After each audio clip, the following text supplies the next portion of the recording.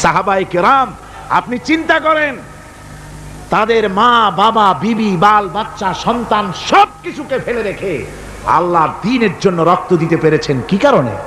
জীবনকে তাদের কাছে তুচ্ছ মনে হয়েছে। এই জীবন জীবন নয়, ওই জীবনই তো সবচেয়ে সেরা জীবন, যে জীবনে আমার মাওলা আমার উপরে খুশি হয়ে যাবে, সুবহানাল্লাহ, আমার মাবুদ আমার উপরে খুশি হয়ে যাবে।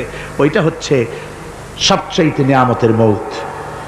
এই জন্যে হুজুর সাল্লাল্লাহু আলাইহি ওয়াসাল্লাম বলেছেন, কেউ যদি শাহাদাতের তামান্না করে দিল থেকে, সে যদি তার বিছানায়ও মরে, আল্লাহ পাক ওটাকে শাহাদাত হিসেবে ধরে নেবেন।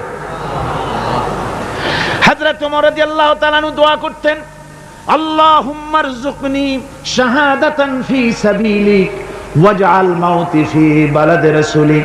আয় আল্লাহ, তুমি দয়া করে মেহেরবানি করে আমাকে শাহাদাতের পেয়ালা পান করাও। শাহাদাতের মত সবচেয়ে